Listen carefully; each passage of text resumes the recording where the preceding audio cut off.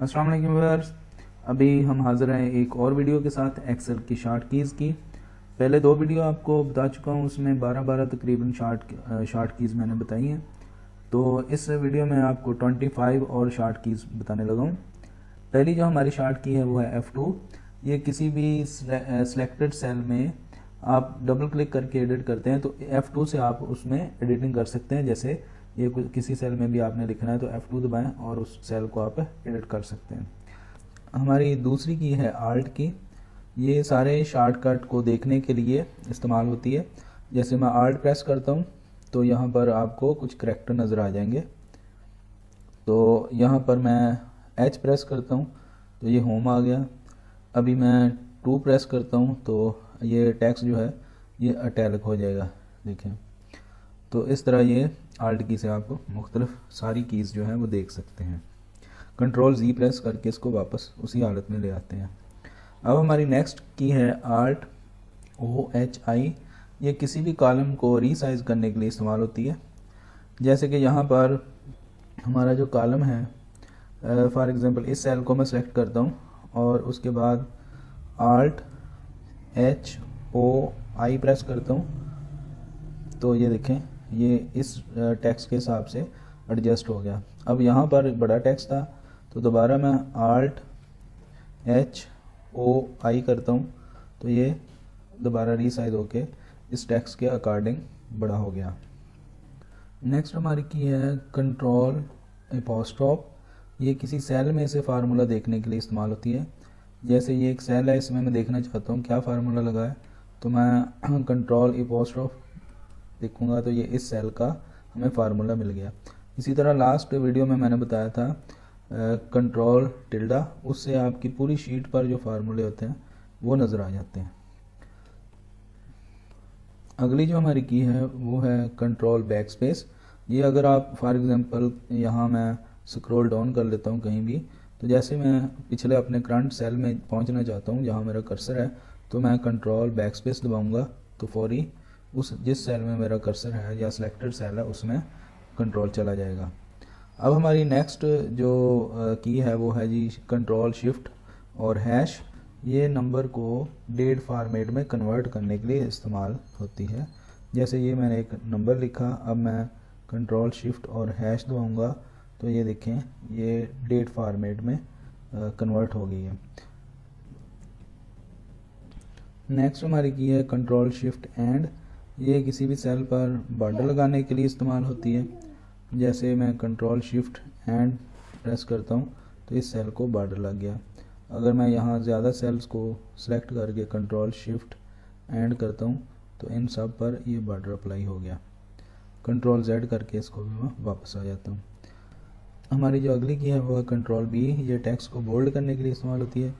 जैसे मैं control B करता हूँ तो ये बोल्ड हो गया और दोबारा कंट्रोल B करूँगा तो अनबोल्ड हो जाएगा। आगे अगली हमारी की है कंट्रोल I। ये किसी भी टेक्स्ट को इटैलिक करने के लिए इस्तेमाल होती है। ये देखें थोड़ा तिरछा हो गया। और उससे अगली हमारी की है कंट्रोल U। ये अंडरलाइन करने के लिए इस्तेमाल होती है। ये देखें अंडरलाइन हो गया। हमारी जो नेक्स्ट की है वो है कंट्रोल शिफ्ट और टिल्डा। ये नंबर में कन्वर्ट करती है। जैसे ये हमने डेट में कन्वर्ट किया हुआ है, अगर मैं इसको कंट्रोल शिफ्ट और टिल्डा दबाऊँगा तो ये दोबारा जनरल नंबर में कन्वर्ट हो जाएगा। उसके बाद हमारी नेक्स्ट जो की है वो है कंट्रोल शिफ्ट कैप। ये साइंटिफिक नोटेशन में डाटा को कन्वर्ट करने के लिए होती है किसी भी नंबर को। जैसे ये मैं कोई बड़ा सारा नंबर लिखता हूँ और उसके बाद कंट्रोल शिफ्ट और ये 6 पर होती है तो ये देखें ये साइंटिफिक नोटेशन में कन्वर्ट हो गई है 3.42 E+8। ई जो एक्सपोनेंशियल नोटेशन है 8, इसकी 10 रेज़ टू पावर को कहते हैं। अच्छा, हमारी नेक्स्ट जो की है वो है टाइम फॉर्मेट में कन्वर्ट करने के लिए भी किसी भी डाटा को। तो जैसे ये ऊपर एक नंबर है, इसको मैं टाइम फॉर्मेट में कन्वर्ट करता हूँ कंट्रोल शिफ्ट @ तो ये टाइम में कन्वर्ट हो जाता है। उसके बाद हमारी जो नेक्स्ट नंबर की है वो है कंट्रोल शिफ्ट और एक्सक्लेमेशन मार्क। ये नंबर स्टाइल में कन्वर्ट करती है। तो जैसे इसी डाटा को मैं कंट्रोल शिफ्ट और एक्सक्लेमेशन मार्क दबाता हूँ, ये 1 पर होता है तो ये देखें ये नंबर में कन्वर्ट हो गया। ये नंबर 3 डिजिट के बाद कॉमा लग गया। अब हमारी जो नेक्स्ट की है वो है कंट्रोल F12। ये न्यू डॉक्यूमेंट को खोलने के लिए इस्तेमाल होती है। कंट्रोल F12 जब मैं प्रेस करूँगा तो यहाँ पर एक विंडो खुल जाएगी। अगर आपने कोई और फाइल ओपन करनी है तो यहाँ से ओपन कर सकते हैं। अब जो हमारी अगली की है वो है कंट्रोल शिफ्ट और स्क्वायर ब्रैकेट ओपन। या अगर किसी आपने फार्मूला लगाया हुआ उसमें कौन से सेल इन्वॉल्व हैं उसकी रेंज को ये देखने के लिए इस्तेमाल होती है। यहाँ फॉर एग्जांपल ये मेरे पास एक डाटा है, यहाँ पर मैं आर्ट इक्वल से एक सम वाला फार्मूला लगा देता हूँ तो यहाँ ये सम आ गया। ये आर्ट इक्वल पिछली वीडियो में मैं बता चुका हूँ। अब आपने कंट्रोल शिफ्ट और स्क्वायर ब्रैकेट ओपन करेंगे तो ये सेल जो सिलेक्ट हो जाएंगे जो इस रेंज में फार्मूला की रेंज में इस्तेमाल हो रहे हैं। अब उसके बाद हम देखते हैं हमारी जो नेक्स्ट की है वो है कंट्रोल शिफ्ट और कोलन। ये टाइम इंसर्ट करने के लिए होती है। जैसे यहाँ पर मैं कंट्रोल शिफ्ट और कोलन दबाता हूँ तो ये अभी करंट टाइम इंसर्ट हो जाएगा। जो अभी हमारे पास ये टाइम है क्लॉक पर वही इधर नज़र आ रहा है। उसके बाद कंट्रोल सेमी कोलन है, ये डेट इंसर्ट करने के लिए इस्तेमाल होती है। यहाँ पर अगर मैं कंट्रोल सेमी कोलन दबाऊँगा तो ये करंट डेट जो है वो अभी की वो शो हो जाएगी। हमारी जो नेक्स्ट की है वो है कंट्रोल ए। कंट्रोल ए इंटायर डाटा को सिलेक्ट ऑल करने के लिए इस्तेमाल होती है। जैसे कंट्रोल ए किया तो ये जहाँ पर डाटा था वो सिलेक्ट हो गया, और दोबारा ए करेंगे तो पूरी शीट सेलेक्ट करने के लिए इस्तेमाल होती है। यानी कंट्रोल प्लस डबल ए पूरी शीट को सेलेक्ट करने के लिए इस्तेमाल की जाती है। उसके बाद नेक्स्ट जो हमारी की है वो है आल्ट एच टी। ये अगर हमारा कोई डाटा उस पर टेबल वगैरह इंसर्ट करना है उसके लिए इस्तेमाल होती है। जैसे यहाँ पर एक डाटा है मेरा, इसको मैं सिलेक्ट करता हूँ। सिलेक्ट करने के बाद मैं आल्ट एच और टी जब क्लिक करूँगा तो मेरे पास ये टेबल के स्टाइल आ जाएंगे। यहाँ से कोई भी मैं सिलेक्ट कर सकता हूँ। जैसे मैं ये सिलेक्ट कर लेता हूँ, ओके, तो ये इस तरह हमारा ड्रॉप डाउन लिस्ट भी लगी और ये सिलेक्ट हो गया, फिल्टर लग गया इसको।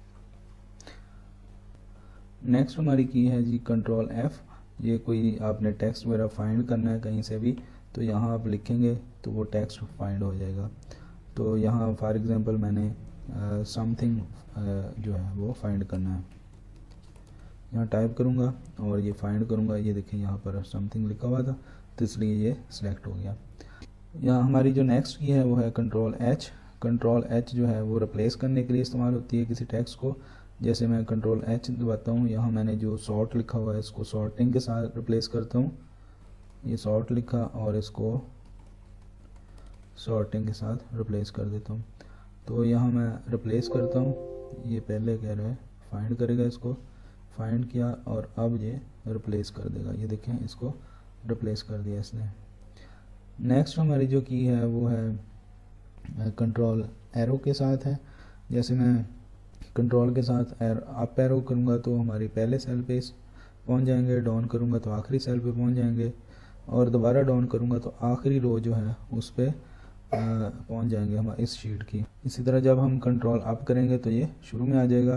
कंट्रोल लेफ़्ट करेंगे तो ये सेल के स्टार्ट में आ जाएगा। कंट्रोल राइट करेंगे तो आखिरी सेल में आ जाएगा। फिर दोबारा कंट्रोल आर करेंगे तो शीट के आखिरी सेल में आ जाएगा। इसी तरह दोबारा रिवर्स यही काम करेगा। और हमारी जो आखिरी की है आज की वो है आल्ट एच एस। ये सॉर्टिंग के लिए इस्तेमाल होती है। जैसे मैं आल्ट एच और एस दबाता हूँ तो यहाँ पर मेरे पास ये सॉर्टिंग के लिए खुल जाएगी। यहाँ मैं जो सॉर्ट करना चाहता हूँ जिस अंदाज में असेंडिंग या डिसेंडिंग वो सिलेक्ट करूँगा। वीडियो को लाइक कर दीजिएगा। नेक्स्ट वीडियो में फिर किसी फार्मूलाज के साथ हाजिर होंगे। तब तक अल्लाह हाफिज़।